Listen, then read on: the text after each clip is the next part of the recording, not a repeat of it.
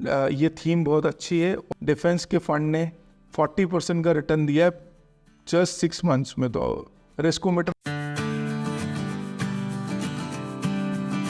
नमस्कार, मैं मनदीप सिंह सैसन आप सबका स्वागत करता हूं मेरे YouTube channel Pratyush FM services में। आप सबका बहुत बहुत धन्यवाद जिस तरीके का आप हमको सपोर्ट कर रहे हैं। आज का जो टॉपिक रहने वाला है वो रहने वाला है best HDFC mutual fund to invest in 2024।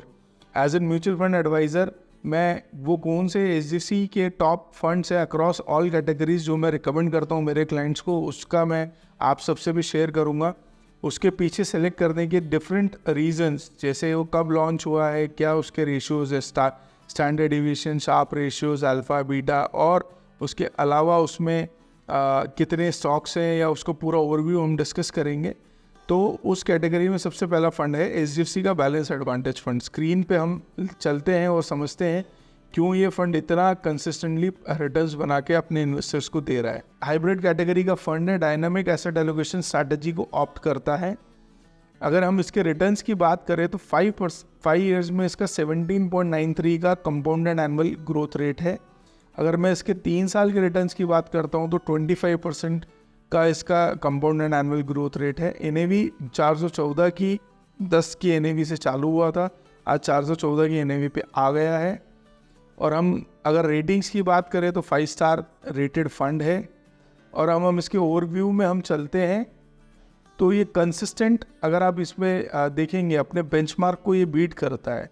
तो वो जो डर रहता है कि कई म्यूचुअल फंड्स ऐसे हैं जो अपने बेंचमार्क को भी बीट नहीं कर पाते, तो उस कैटेगरी को ये बहुत अच्छे तरीके से ये बीट कर रहा है।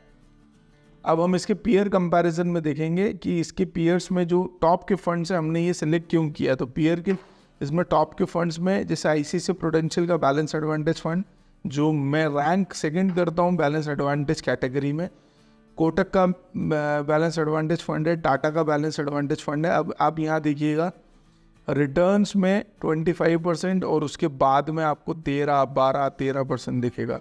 तो एक शेयर अल्फ़ा, अगर मैं 1 साल की बात करता हूँ तो शेयर एक अल्फ़ा जनरेट करके इसने कंपैरेटिवली दिया है। 3 साल की अगर मैं बात करता हूँ रिटर्न्स की तो अगेन वही आप इसमें 25% ही रिटर्न देखेंगे, बट दूसरे जो पीयर कंपैरिजन में ये 12, 10, 12, 13 ये इसके रिटर्न्स है। 5 ईयर्स की अगर मैं बात करता हूँ तो 5 ईयर्स में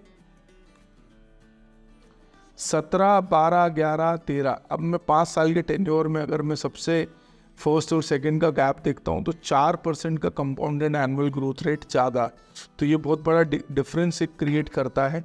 अब सेकंड फंड जो रहने वाला है वो रहने वाला है HDFC का large and mid cap fund. अब यहाँ अगर हम इसे देखें तो रेटिंग वाइज ये अगेन 5 स्टार रेटेड फंड है।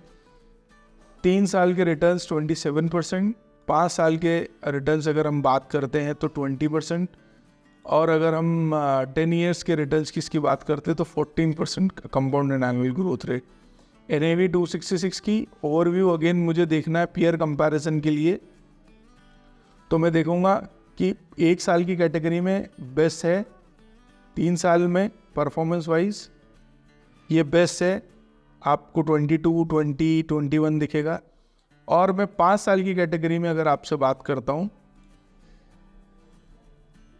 तो ये बेस्ट है 20.46 में, और 19, 18, 18 और फिर 19.68। तो पीयर कंपैरिजन में हमने देखा है HDFC large and mid cap काफ़ी अच्छा परफॉर्म कर रहा है, रेटिंग वाइज भी काफ़ी अच्छा परफॉर्म कर रहा है। अब हम तीसरा जो फंड की बात करते हैं जो वो है HDFC का फोकस 30 फंड।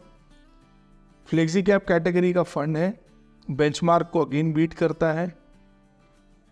और अगर हम इसके पीयर कंपैरिजन की बात करें तो 5 साल के रिटर्न्स की अगर बात करते हैं तो 5 साल में 18%, उससे ज़्यादा पारिक का फ्लेक्सी कैप फंड है जिसके 22% है। बट मेरा रीज़न इसको ऑप्ट करने का दूसरा है, ये इसलिए है कि 3 साल के लास्ट के इसके परफॉर्मेंस पैरामीटर्स अगर मैं देखूं तो 30% रिटर्न्स आया है, बट उसके कंपैरिजन में 24, 23 और 28 HDFC का ही फ्लेक्सी कैप है।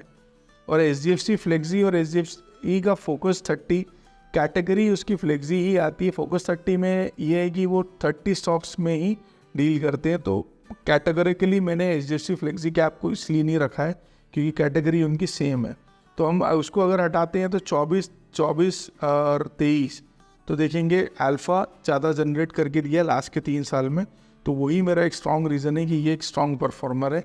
अब जो चौथा फंड है वो ऐसा फंड है जो जून में ही लॉन्च हुआ है और उसने 10 रुपये की NAV 14 की कर दी है विद इन 6 मंथ्स। तो वो फंड है, थीम बेसिस फंड है, हाईएस्ट रिस्कियर फंड है एग्रेसिव इन्वेस्टर्स के लिए, बट मेरा पर्सनल फेवरेट है क्योंकि उसकी जो थीम है वो डिफेंस की है। और जैसा आपको पता होगा इंडियन गवर्नमेंट डिफेंस सिस्टम या डिफेंस एज एन सेक्टर में कितना हेविली इन्वेस्ट कर रही है। और अगर मैं कैटेगरी की बात करता हूँ डिफेंस एज एन कैटेगरी, तो कोई भी कंट्री होगा वो अपने डिफेंस उसका सेक्टर जितना मजबूत होगा उतने ही कन्वीनियंट और रिलायबल फील करेंगे वहाँ के सिटीजन्स। तो हम डिफेंस कैटेगरी मेरा पर्सनल फेवरेट है, ये थीम बहुत अच्छी है और उसमें HDFC के डिफेंस के फंड ने 40% का रिटर्न दिया है जस्ट 6 मंथ्स में। तो रिस्कोमीटर वेरी हाई है, 6 मंथ में 42%, मैं 40 बोल रहा हूँ, बट NAV अगर हम देखेंगे 14.26 की आ गई है।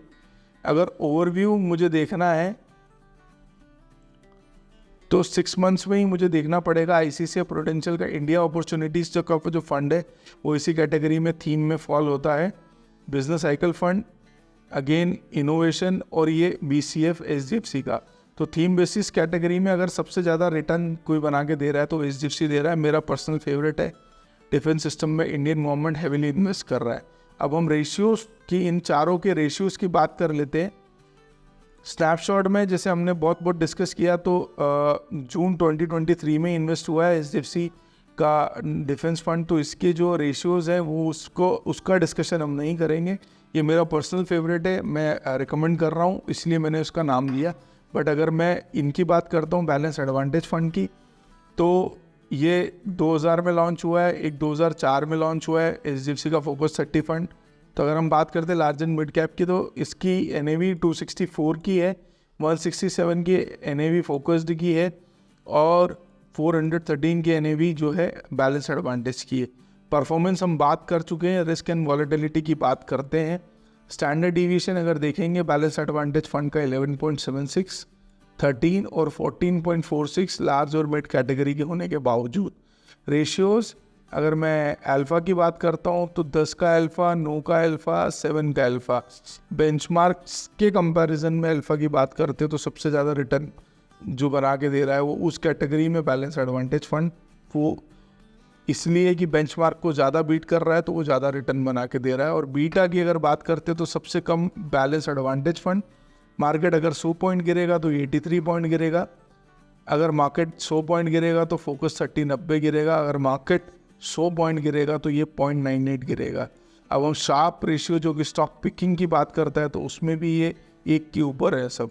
तो ये थे इनके रेशियोज़ का डिस्कशन। उम्मीद करता हूँ आपको ये वीडियो अच्छा लगा होगा। अगर अच्छा लगा है तो लाइक शेयर सब्सक्राइब कीजिए। अगली बार फिर किसी AMCs के बेस्ट फंड्स लेके आपके सामने डेफिनेटली आएंगे। आप सबका बहुत बहुत धन्यवाद।